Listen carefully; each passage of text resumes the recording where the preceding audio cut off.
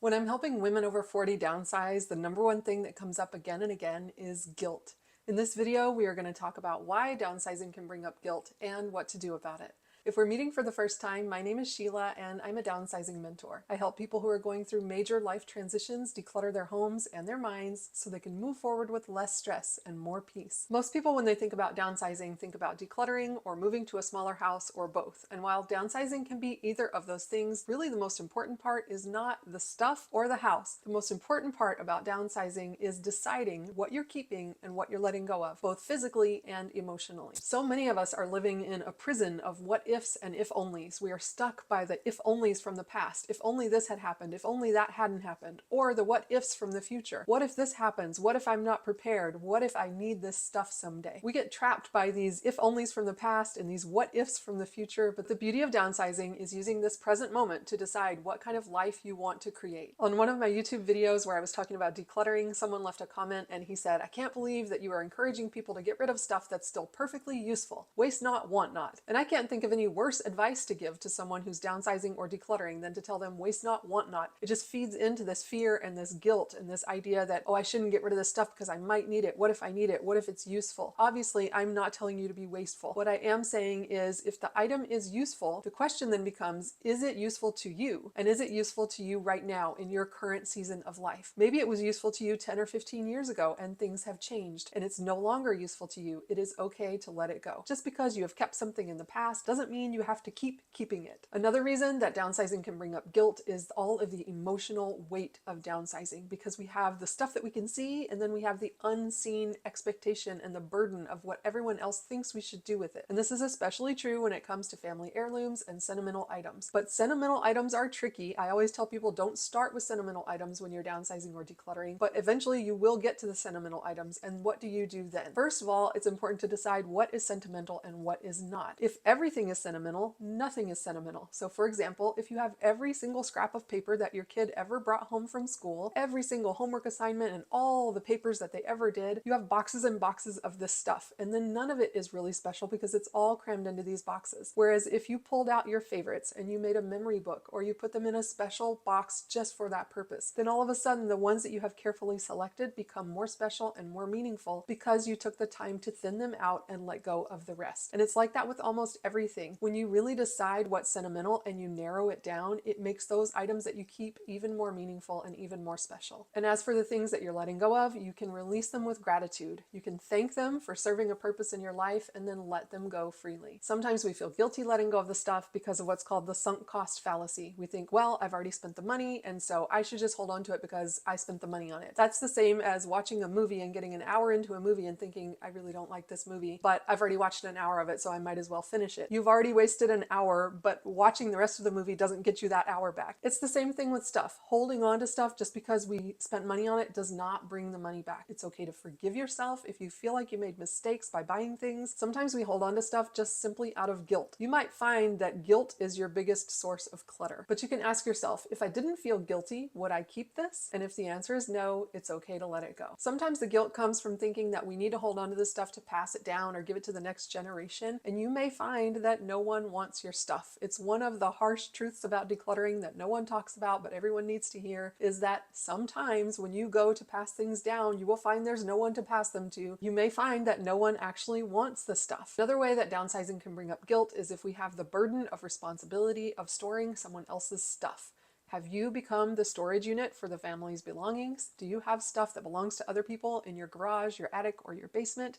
Even if you are not moving, it is okay to say, I am not going to store this stuff anymore. You don't have to be harsh about it. You don't have to be cruel about it. You can simply say, I've decided to downsize. This is the date where I need you to pick up your stuff. If you have not picked it up by this date, I will assume you don't want it and I'm going to be donating it. So it's okay to give people a deadline and let them know that beyond this date, you won't be storing stuff anymore. Depending on your circumstances and whether you're willing to ship things, you can offer to ship things to people. You can say, would you like me to ship this to you or would you like me to donate it? But just giving them those two options. Do you want me to send it to you or donate it? That lets them know I'm not keeping it anymore. Or if you don't want to send things, you can say, would you like to pick it up or would you like me to donate it? Either way, the option for you to store it at your place is no longer on the table. Sometimes we think we have to hold on to this stuff until the end of our lives and then pass it down. But what would happen if you gave those legacy items now?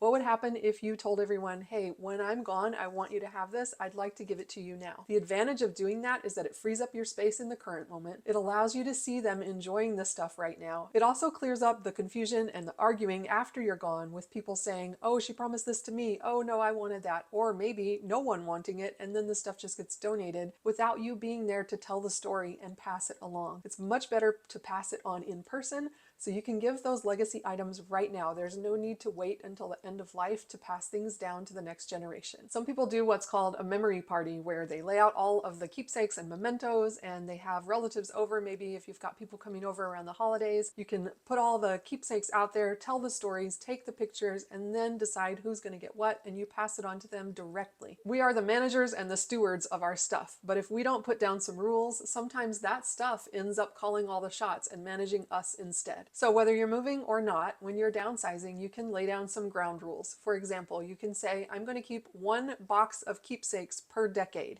or I'm going to keep all the keepsakes in this one trunk.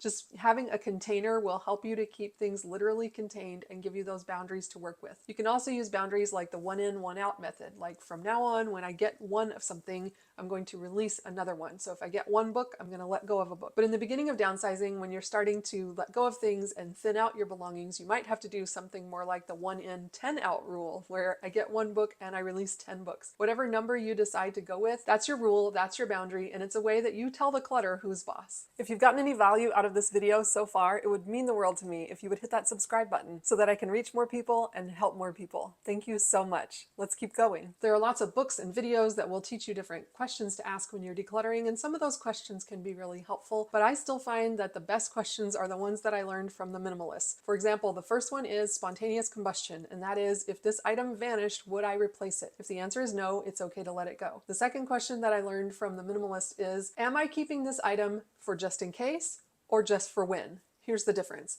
If you're keeping something just in case, then you will find yourself saying things like, maybe I'll use this, someday I might, just in case I need it, I'm going to hold on to it. Those are just in case items.